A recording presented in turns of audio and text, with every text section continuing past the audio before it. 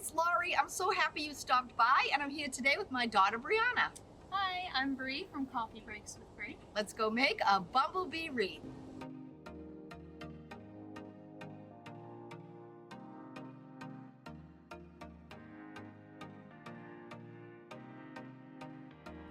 Getting started, I'm using one of the bumblebee skirts that I found in the toy department at the Dollar Tree. I'm going to be using the fabric, so using my seam ripper, I'm pulling apart the waistband and then the back seam, so I end up with just a long piece of fabric. Once I'm done, I'm ironing the striped fabric flat, and then I'm also hanging onto the tool. I'm not using it for this project, but I'll definitely be using it in the future. For the bumblebee's wings and body, I'm using these 9-inch wooden hearts that I picked up at Michael's. You can also use the Dollar Tree heart-shaped signs and turn them over and just work on the back side. The first thing I'm making is the bumblebee's body, so on one of the hearts, I'm just using my Mod Podge and giving it a good coat. When I'm done, I'm then taking the piece of fabric that I had ironed and I'm placing it over the heart, making sure that I'm keeping the stripes nice and straight. Once I have it in place, I'm just using my hands and flattening the fabric out so that it's completely attached to the heart. When I was done, I then flipped it over, and using my scissors, I cut away the extra fabric, making sure that I left enough so that I could fold it over and around the heart. I then again used my Mod Podge, added some to the back of the heart, and then I just folded the fabric over tightly and attached it in place. After I did one side, I then did the same for the other.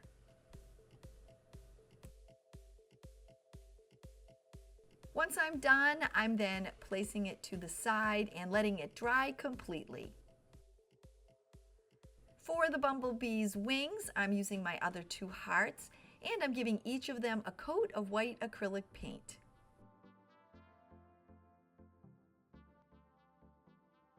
After they both have dried, this next step is completely optional. A friend of mine gave me this really pretty black and gold cord, and I thought this would be a really nice accent for the outside of the wings. I'm using some of the Aleene's glue that I bought at the Dollar Tree, and all I'm going to do is add this around the outside of each heart, which are turning into my wings, and I'm just going to attach the cord. If you don't have any cord on hand, you could always add on some jute or some nautical rope, even a piece of ribbon. You could paint on an accent, or you could just leave it plain, and I think that looks great too.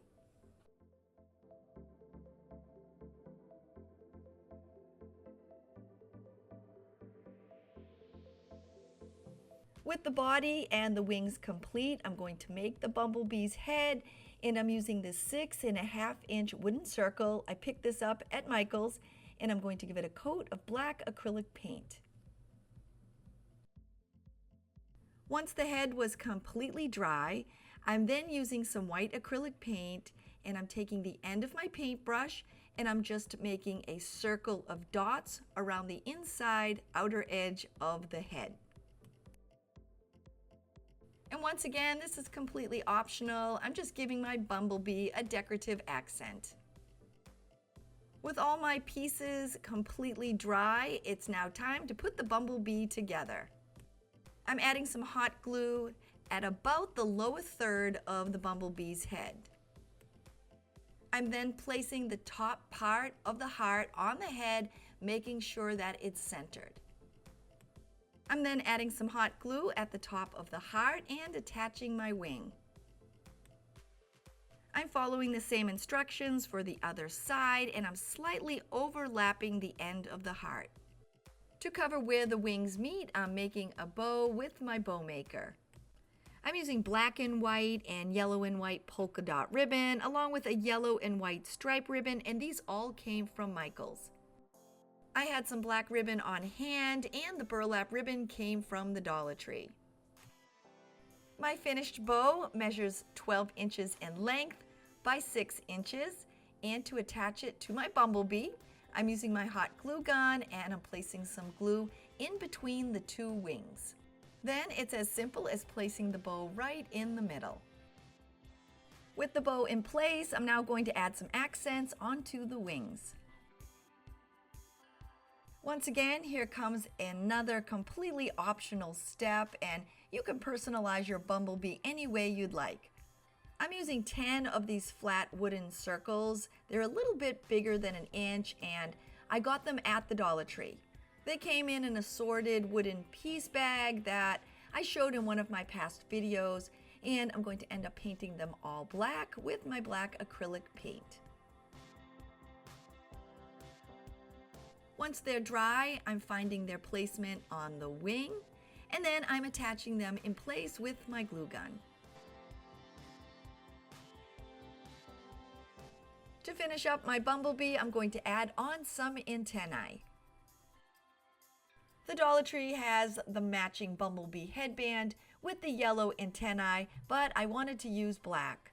And this was actually one of the ladybug headbands that the Dollar Tree sells, and I used the wings on another project, so I'm just going to cut off the antennae and add them to the top of my Bumblebee.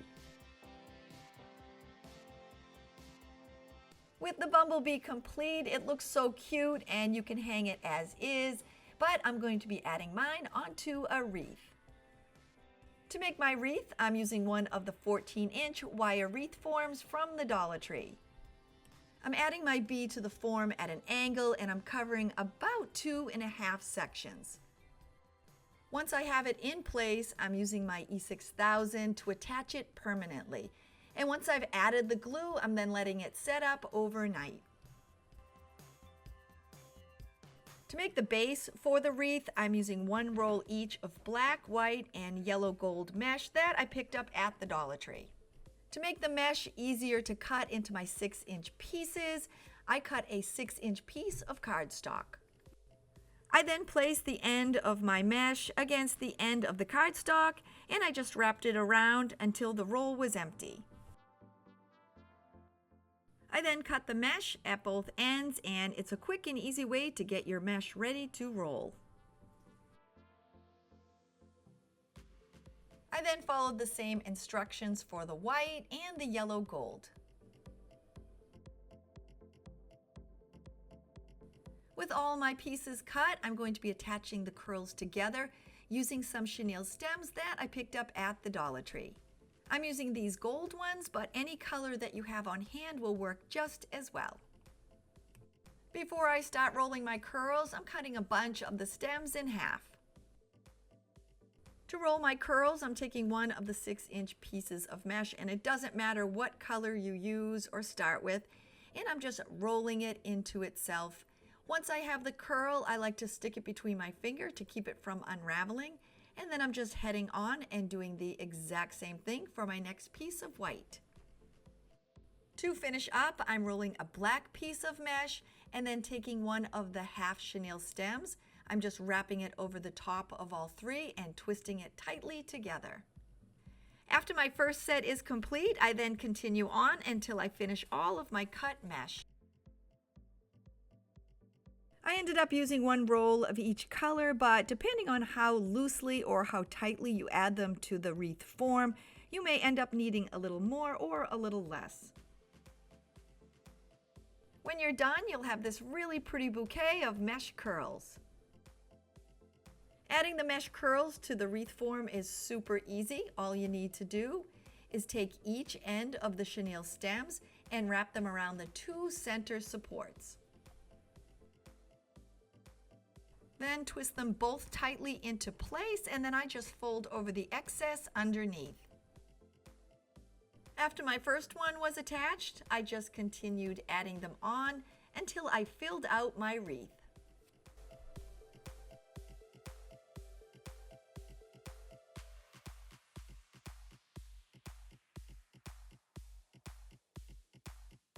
With my wreath complete, I'm going to add on this cute tin happy sign that I found at the Dollar Tree. I'm using my white acrylic paint and I'm giving it 2 coats.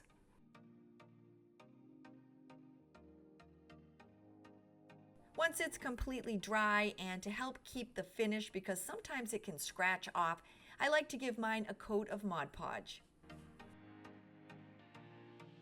Once it's dry, I'm going to give it a flower accent by using a sprig off of this Dollar Tree stem. There are only 2 on here because I used the others in a past project, but I'm going to use both of these on my wreath. After I pulled off a sprig, I then snipped all the little flowers off. There are 2 hanger holes at the top, so using my glue gun, I attached a flower over each of those. When I was done, I then attached 3 more flowers just to give my sign a little accent. With my happy sign complete, I'm going to add some hot glue to the back and attach it to the wreath. I'm adding a ribbon accent on the side of my wreath, and I'm using all the same ribbons that I used in the bow. I cut a 12-inch strip out of all 5 of my ribbons.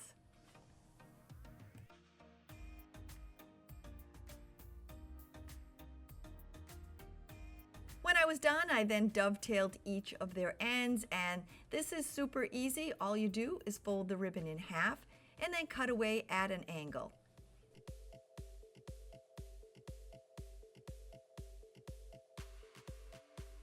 Once all my ribbons are dovetailed, I then place one on top of the other in no specific order. I fold them in half to find my center, and then I secure them together with a chenille stem. I gave them a good fluffing, and then I centered them between the bee and the happy sign. I wrapped the chenille stems around the 2 center supports, and then I just attached them in place. To finish up, I'm going to add in some white hydrangeas and that little sprig of yellow flowers, and these all came from the Dollar Tree. I snipped off 2 of the white hydrangeas along with the yellow flowers, and I'm just hot gluing one of the white bunches in the center of my ribbon cluster. I added some hot glue on the stem of my yellow flowers and then popped them right in the center of the white hydrangeas. I then added my last bunch of flowers next to the H. And with that, my Bumble Bee Happy wreath is ready to hang.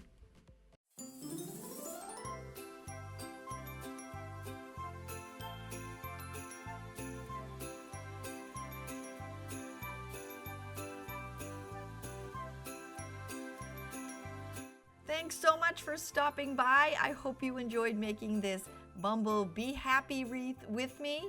If you're new and you haven't yet subscribed and you're thinking, hey, I'd like to come back and hang out with her again, don't forget to click that little red subscribe button below. I'll see you soon. Bye, everybody.